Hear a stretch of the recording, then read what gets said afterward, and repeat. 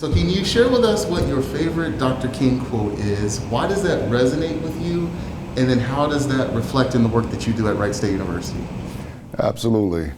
Well, when you think of Dr. King, you think of many quotes, many refined and poignant quotes that he created throughout his lifetime. But one that resonates with me the most is, "Injustice anywhere is a threat to justice everywhere." And I think it resonates for a variety of different reasons, but as we all know, in today's time, in 2021, we're dealing with so many social justice issues in our country today.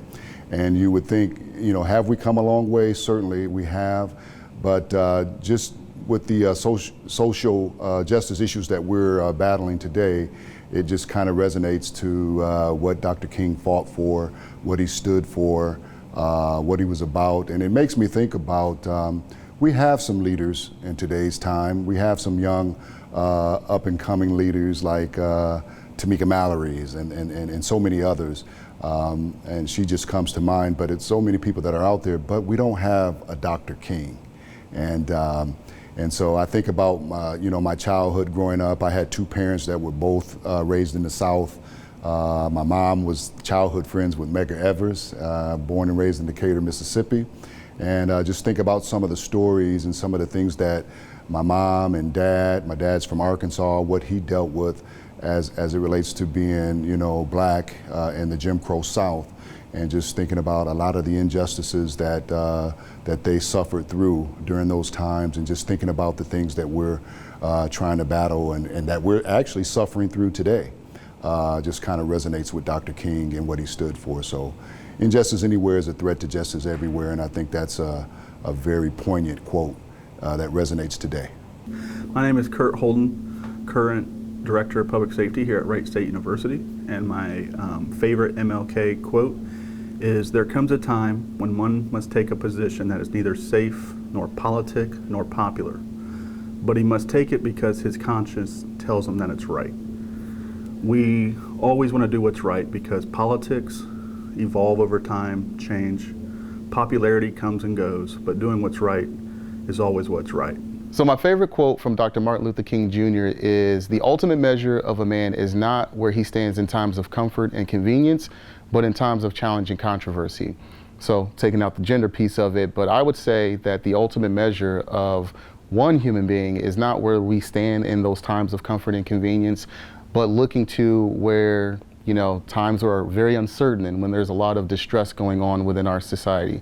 And I think that's very relevant and applicable to where we are today in our society with seeing so much of the injustices that are taking place, but then also too what our human response is to when we see other human beings that are suffering.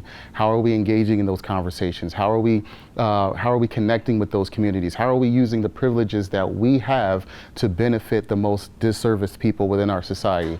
And at Wright State University in the Belinga Center in particular, that's what we do, particularly when it comes to African American students, but all students as well. We make sure that we take an intersectional approach to the work that we do, because that's one thing that Dr. King also understood, was that it wasn't just a race issue, it was a human injustice issue. So he was very, very focused on making sure that whenever we were going out and then advocating for one group, we also had to see the intersectional approaches to what was going on in other communities as well. So for me, that's one quote that really resonates with me, and that's one thing that also really guides my life as well. I'm Chris Taylor, the Dean of Students at Wright State University. My favorite Martin Luther King quote is that we will not remember the words of our enemies, but the silence of our friends.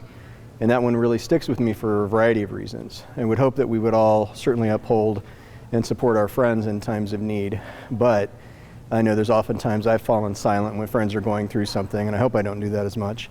But it also really speaks in a college environment to bystander behavior, which we talk a lot about, that when you see something going on, even if you don't know the person, you need to sometimes stand up for them, intervene when necessary in a safe way.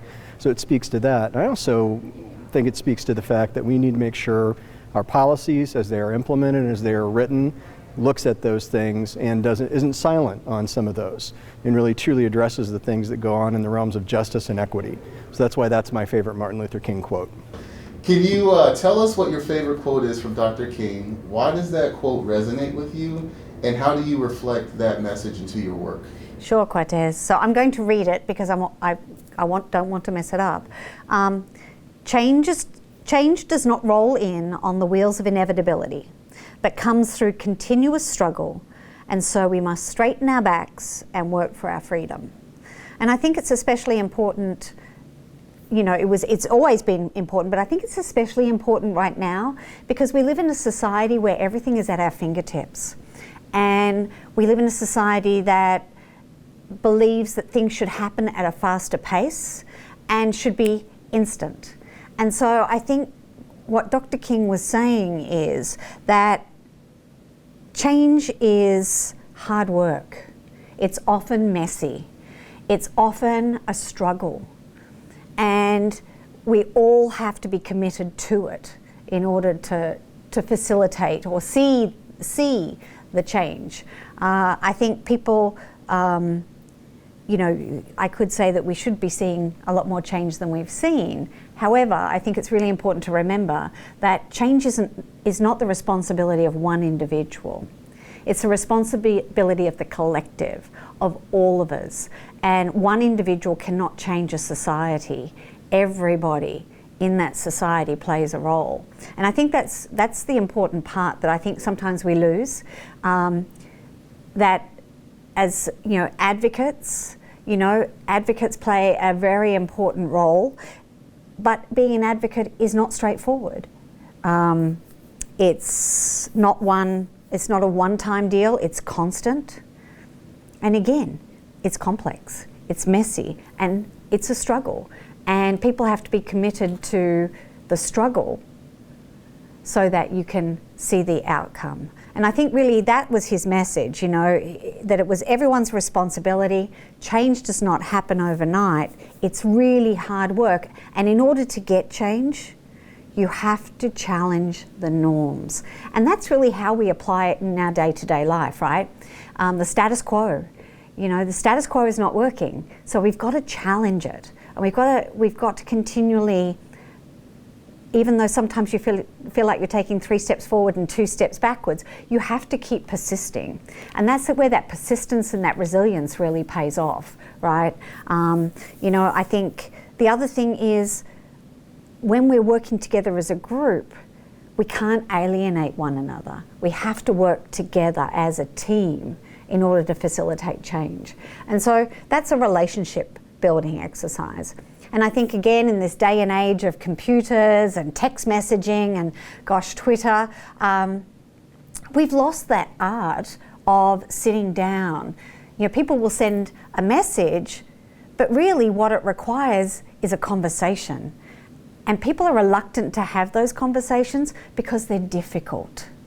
They're difficult to have, but how do we move forward and learn from each other if we don't come together for conversation? So I think that is really what's in my mind when I read that quote, is that recognize that when you're trying to have a shift, it's going to be difficult. Be comfortable in being uncomfortable and understand that we have to work together. So they're the key things that I take away from that message. It was true in 1956 when he said it, and it's true in 2022 today. But I think it's even more relevant today because we have to remind ourselves that instant gratification may come when you're Googling something, but it doesn't come when you're actually looking to shift a culture. So that's my quote.